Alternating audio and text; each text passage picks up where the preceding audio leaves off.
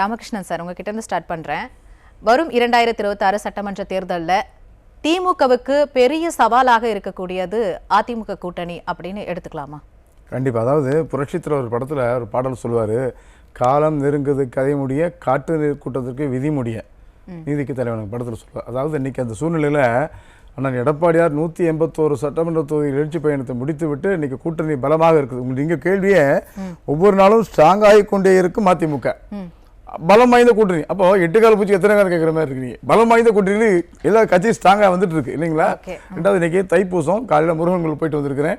ஏன் செய்தியை சொல்றேன்னா, தை மாதம் தைப்பூசம் முருகனுக்கு உகந்த நாள். இந்த தைப்பூசத்திற்கு விடுமுறை அறிவித்தது கழக பொதுச் செயலாளர் எடப்பாடியார் முதலமைச்சராக விடுமுறை அளித்தார். அதற்கு நன்றி சொல்லிக்கிறேன் எடப்பாடியாருக்கு. ரெண்டாவது இன்னைக்கு சூழ்நிலையில் திமுக எப்பவுமே என்ன பண்ணுவாங்கன்னா, கூட்டணியெல்லாம் முடிவு பண்ண மாட்டாங்க. அவங்க முடிவு பண்ணியிருப்பாங்க.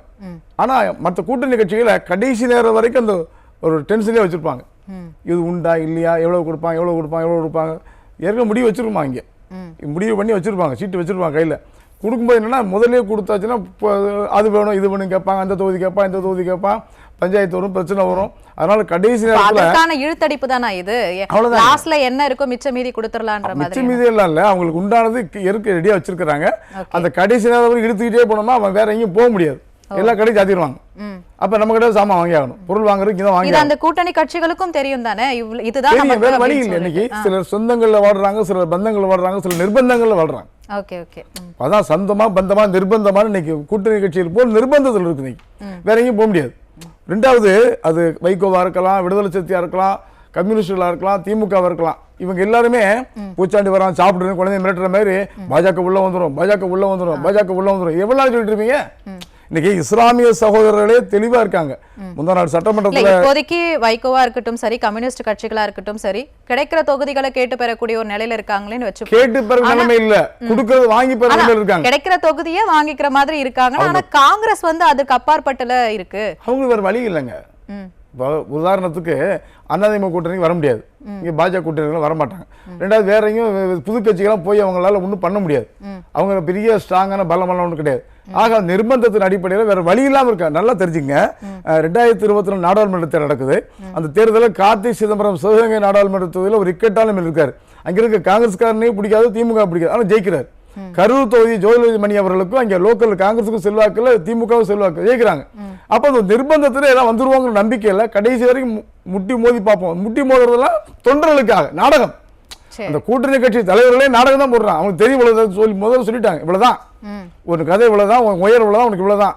ஆனா அது என்ன பண்ற, வெளியே காமிச்சிக்காம வலிக்காத மாதிரி அடிக்கிறது கடைசி வரைக்கும். கடுமையான விமர்சனங்கள்லாம் முன்வைக்கிறாங்களே, யார் வைக்கிறாங்க? தளபதி சொல்றாரு பூத் கமிட்டி கூட ஆள் கிடையாது, பூத்ல உட்காரத்து கூட ஆள் கிடையாது அப்படிதான் சொல்லுவாங்க. நீங்க 67க்கு பிறகு இன்னைக்கு வரைக்கும் ஒரு உயர்ந்த பதவி வர முடியல. 2006ல் திமுக 96 சட்டமன்ற உறுப்பினர்கள், மைனாரிட்டி ஆட்சி. அந்த 96 பேர்ல காங்கிரசினுடைய ஆதரவோடு தான் ஆட்சி நடக்குது. அந்த காங்கிரஸ் ஆதரவோடு ஆட்சி நடக்கின்ற பொழுது ஒரு துணை முதலமைச்சரோ கூட்டணி மந்திரிகள் கேட்டிருக்கலாம், ஏன் கேட்கல? வாய்ப்பு வரும்போது கேட்காம விட்டீங்க. அதுவே இப்ப கேட்டா கொடுக்க மாட்டாங்கல்ல, ஐடியாவே கிடையாது கொடுக்கணும்னு. தமிழ்நாட்டை பொறுத்தமட்டில், திராவிட முன்னேற்ற கழகத்தை பொறுத்தமட்டில் அவங்க என்னைக்கு உங்க திமுக தான் சமத்துவம் சமூக நீதி எல்லாம் பேசுறாங்களே, கூட்டணி கட்சிகளுக்கு வெற்றிக்கு அவங்களும் காரணமாக இருக்கும்போது அவங்களுக்கு கொடுக்கறதுல என்ன பிரச்சனை? ஒரு காலம் திமுக கூட்டணி கட்சிக்கு திமுக வெற்றி காரணம் கிடையாது. திமுக கூட்டணிக்கும் திமுக வெற்றிக்கு ஒரே ஒரு காரணம், போலியான 520 வாக்குறுதி. பிரசாந்த் கிஷோர் ஸ்பான்சர், அவருடைய ஐடியால உதித்து 520 வாக்குறுதி தான் வெற்றிக்கு காரணம். அந்த பாவ புண்ணியங்கள், அந்த வெற்றியை வாக்குறுதியை கொடுத்து தமிழ்நாட்டு மக்களை ஏமாற்றி அந்த பலனை அனுபவிக்கிற கூட்டணி கட்சிகளுக்கு அந்த பாவம் போய் சேரும். பட்ச துரோகம் இல்லையா? இல்ல, ஒரு முக்கியமான விஷயத்தை சொல்லிருக்கீங்க, வாக்குறுதிகளால மட்டும்தான் அவங்க ஏமாற்றப்பட்டிருக்கிறார்கள். உதாரணத்திற்கு கல்வி ரத்துன உடனே ஒவ்வொரு இன்ஜினியரிங் கல்லூரி மாணவனும் 2,50,000 பணம் வாங்கியிருப்பான். அது கிட்டத்தட்ட 5 லட்சம் ஆயிரும் 4 வருஷம் முடிக்கும் போது. அந்த 5 லட்சம் ரூபாய் கொடுக்க வேண்டாம் அப்படின்னு லட்சக்கணக்கான மாணவர்களுக்கு நீ கொடுக்க வேண்டாம், ரத்து பண்ணிடும் சொன்ன உடனே நம்பினான். கருணாநிதி 2006ல் 2 ஏக்கர் நிலம் சொன்னது நம்பினான்ல, வாய்ப்பு இல்லைன்னு தெரிஞ்ச கூட நம்பினான். நம்பி அது மாதிரி போலியான வாக்குறுதி தான் ஹீரோ அவங்களை பொறுத்தப்படல. நம்மளும் நல்லா கேளுங்க, கடந்த 2021ல் அண்ணன் எடப்பாடியார் அவர்கள் தேர்தல் வாக்குறுதியாக இந்த குலவிளக்கு திட்டம் ரூபாய் 1500 அனைத்து குடும்ப அட்டைதாரருக்கும் மகளிர் கொடுக்க சொல்றாரு. மக்கள் என்ன பண்ணாங்க, 1000 ரூபான்னா அது போய் சேர்ந்துருச்சு. அவங்கள்ட்ட தொலைக்காட்சி எல்லா தொலைக்காட்சி வேலைக்கு வாங்கி வச்சிருக்காங்க, மீடியாவில் பூரா பண்றாங்க. பொய் சொல்றதுக்கு நிறைய வாடகைக்கு வாய்தாரர்கள் வாங்கி வச்சிருக்காங்க. அதை பயன்படுத்தி மக்கள்கிட்ட கொண்டு போய் ஏமாத்தி நீட் ரத்து, கல்வி கட்டத்து. நிறைய பேர் என்ன பண்ணுவோம், 5 லட்ச ரூபா ரத்துன்னு சவால் வரத்தானே செய்யும். எத்தனை குடும்பங்கள், அந்த குடும்பத்தோட அண்ணன், தம்பி, தங்கச்சி, சம்பந்தி, அக்கா, மாமா எல்லா பேரும் ஓட்டு போட்டுருவான். அதே 100 ரூபா கேஸ் மானியம் நம்பினான். எடப்பாடியார் 6 சிலிண்டர் இலவசமா தர சொன்னார், நம்பல. அதை நம்பினான். அந்த பிரசாந்த் கிஷோர், அதாவது என்ன காரணம்னா அந்த வாக்குறுதி அது போலிங்கிறது பட்டதுக்கு அப்புறம் தான் தெரியுது இல்லைங்களா. தொட்டிலுக்கு அன்னை கட்டிலுக்கு தீனி பட்டினிக்கு தீனி, கட்டிலுக்கு கண்ணி பட்டினிக்கு தீனி, கெட்ட பண்பு ஞானின மாதிரி அடிபட்டதுக்கு அப்புறம் தான் தெரியுது மக்களுக்கு. இப்ப தெளிவா இருக்கான். ஒரு செய்தி, ரகசிய செய்தி சொல்றேன். திமுக இருக்கக்கூடிய அந்த திமுக நிர்வாகிகளுடைய குடும்பத்தில் இருக்க பெண்களே எடப்பாடி ஆட்சி வரணும் விரும்புறாங்க. உண்மையா நிலவரம். ஏன்னா அவங்க அவ்வளவு பாதிக்கப்பட்டிருக்காங்க. இன்னைக்கு சாதாரண ஒரு சராசரி 5 வயது முதல் 85 வயது ஒரு பெண் குழந்தை முதல் பெண் வயதான மூதாட்டி வரைக்கும் வெளியே போக முடியல.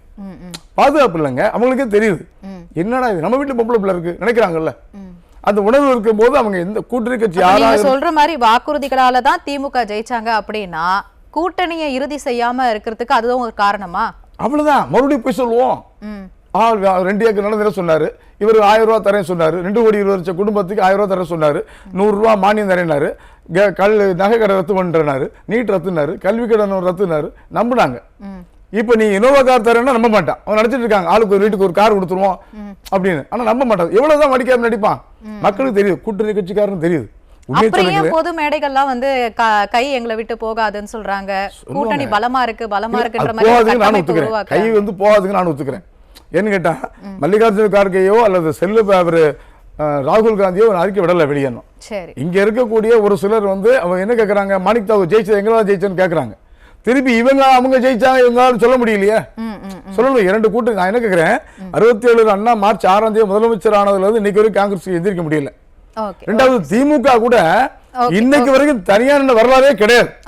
ரெண்டாவது ஒரு தடவை ஆட்சிக்கு வந்த பிறகு மறுமுறை ஆட்சிக்கு வந்த வரலாறு கிடையாது. பேசுவோம் சார். இது வரைக்குமே வந்து வாக்குறுதிகளால தான் ஜெயிச்சாங்க அப்படின்னு நீங்க சொன்ன ஒரு பாயிண்ட் ஃபர்ஸ்ட்ல.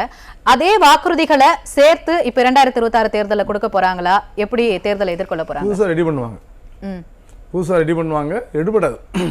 நண்பர் ஜெயகண்ணன் பேசும்போது சொன்னாரு 96 தேர்தல் சொன்னார். 96ல தமிழ் மாநில காங்கிரஸ் மூப்பனார் அவரோடு சேர்ந்து கூட்டணி வெற்றி பெற்றார். ஒன்றும் பங்கு கொடுக்கல.